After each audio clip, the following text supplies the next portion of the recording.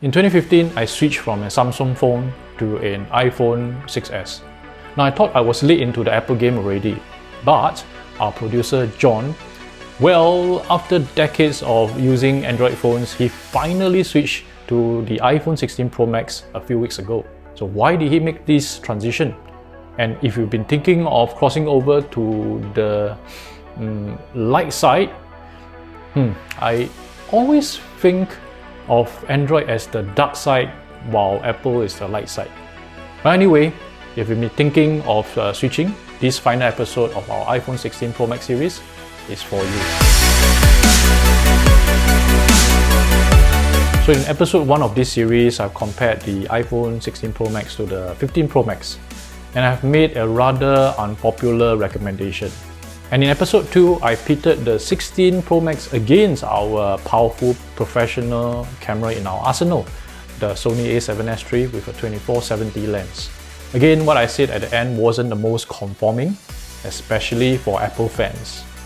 And now, I'm going to do another comparison video. Now this time putting the iPhone 16 Pro Max against the Samsung Galaxy S23 Ultra. What will my verdict be at the end? Will I dash the hope of John, our video producer, who just made the switch? Now again, in this video, I won't be talking about the features of the iPhone nor the Samsung. What I'll do is purely to compare the video capabilities in these 7 categories here.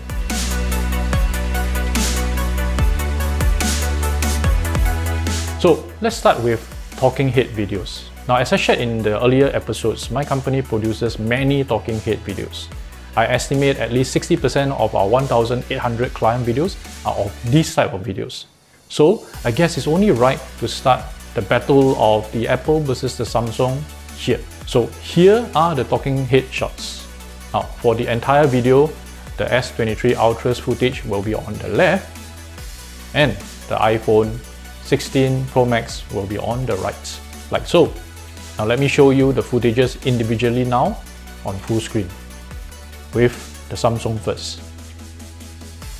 And this is from the iPhone. And here they are together again. Which do you prefer? In this next test, we'll dial up the challenge by a notch with cinematic mode switch on for the iPhone. Now Samsung has a background blur mode too, which is called portrait video.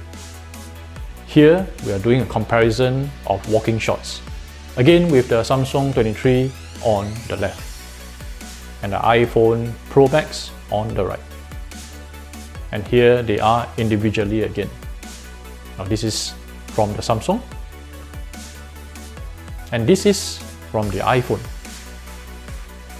And here they are again side by side. Now which one do you prefer? Next, let's compare some landscape shots, and this one is a much simpler test. Now on both phones, I switch to the 0.5x lens and I just do a simple pan shot. So here they are side by side, and here they are individually on full screen.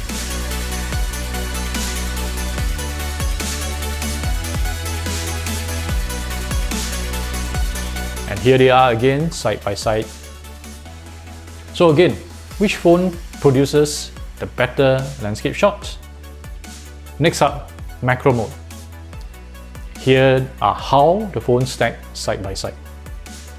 Now both phones are placed on a mini tripod for these shots. Now do you see much difference?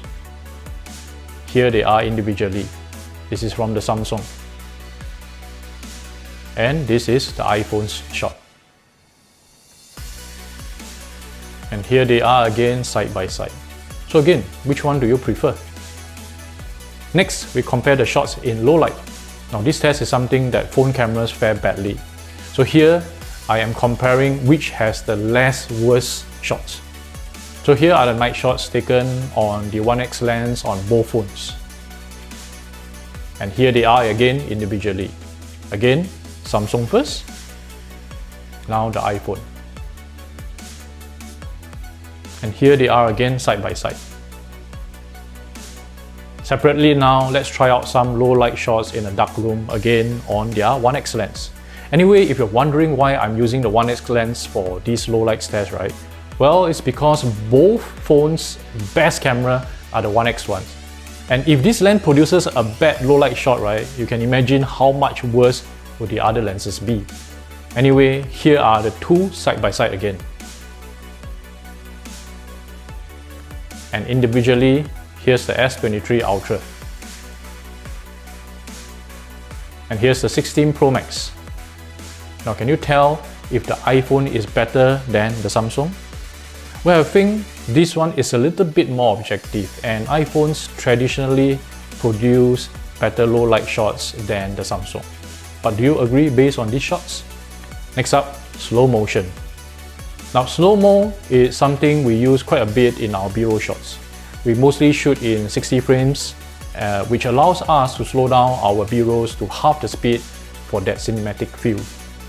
But here, we won't just slow down to 2x, we are going down to 240 FPS or 8 times slower.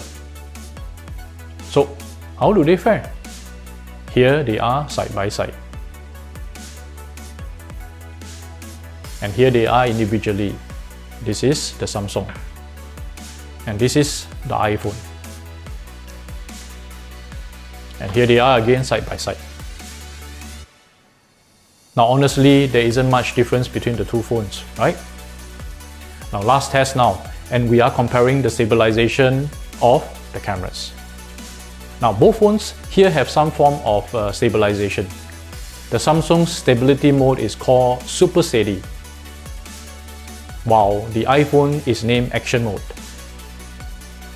But even without the Action Mode turned on, right, which is actually software stabilization, the iPhone stability impresses the heck out of me. And John too.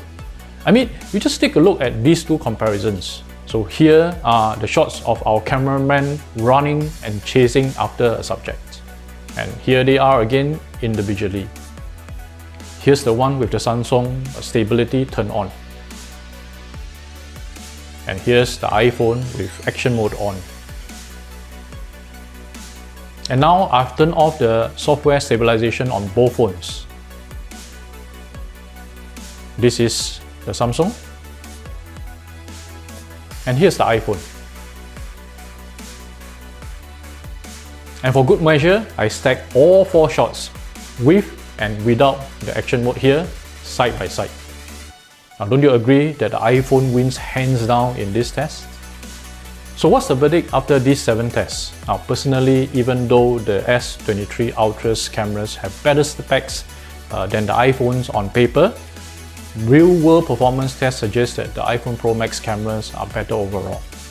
And the cherry on the cake is the excellent stabilization on the iPhone. But what does our producer say? Hey John. Hey Colin. Yeah, welcome to the Lens Media and Tech Show. Now, can you broadly share with us why did you switch from Android to the iPhone 16 Pro Max after all these decades? Sure. Okay. For people who actually know me, they know that I don't really like Apple products, and I'm a die-hard fan for Android phones. Ah, okay. Yes. And I don't like Apple mainly because of the tight control or restriction. Back in those days, whenever we need to transfer files, we have to actually use an app called iTunes. It's only through that then we can transfer the files, and I find it a chore. Android was simpler. All I need is just to hook up a cable to the computer and I got everything that I need. Got it. So why did I make the switch? I could relate to 3 points. First is the cinematic mode. I remember once I was at a shoot and one of our colleagues was sharing a BTS, or you can call it the behind the scenes.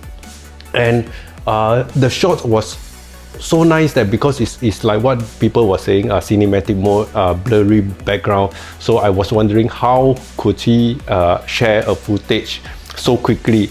I was thinking maybe he has edited the footage before sharing. And this is something that I would never be able to use on my Android phone, or perhaps I was using the wrong mode all the while. But anyhow, I was never able to do that, and it's something that I really want to do. Second is the stabilization. I've heard about the stabilized shot in iPhone, something that again I was not able to do on my Android phone. So so much so that I never able to film anything while I'm on the move. So taking a steady shot, a photo shot on my Android phone is almost impossible for me, and let alone a video. Got it. And the third point, and also coincidentally, I dropped my iPhone, my Android phone in a pool a few months back. Wow, okay. Yeah, and after that, one of the lens was malfunctioning, and I was looking for a new phone since then. And soon after, iPhone 16 was launched. Okay, so what's the next better excuse to move on to iPhone 16? Very good. To be honest, I was disheartened by the title of this series. I was thinking, oh man, did I buy a wrong iPhone? Did I make the wrong choice of moving over to iPhone? By the way, for the benefit of our users or for our viewers, this video was filmed merely a few weeks after I got my iPhone, so I didn't really have the time to explore it. And I was learning how to use it as we were filming this series. I was actually delighted when we were doing the different shots using different devices for comparison. And now with the cinematic and the stabilized shots, I'm so happy now that I'm able to share a better footage for our shots. So thanks John for sharing. Now, so what do you think? Are you also feeling the lure to the light side now after watching this video? Aside from one of our interns, right, the entire team now uses iPhones. We use them for our B-roll shoots, sometimes for our social media shoots. And what else, John? What else do we use our iPhones for? What else? Okay. BTS or behind the scenes. As you know, I take a lot of BTS footages on my Samsung before, and I couldn't share them immediately with the rest of the crew until I upload it or share them or send them via WhatsApp. And Colin, you always say that my BTS were like so shaky, it's almost like useless. Now you have no excuse of me airdropping the footages to you immediately after every shoot, and all of them are now butterly smooth and stabilized. True indeed, John. True indeed. Yeah. So to understand what we meant, right, you probably should be watching the previous episode on the scenarios in which we use our iPhones, specifically now the iPhone 16 Pro Max, even while we are shooting professional client videos. So anyway, let us know what you think, especially if you're an Android phone user all your lives. Now, if you like this video, be sure to like it. Remember to subscribe to our channel too, and ring that notification bell. Yes, we have a lot more videos coming your way. Be sure to stay tuned with us at Lens, okay? Yep, be sure to stay tuned with us. My name is Colin. And my name is John. We'll see you in the next video.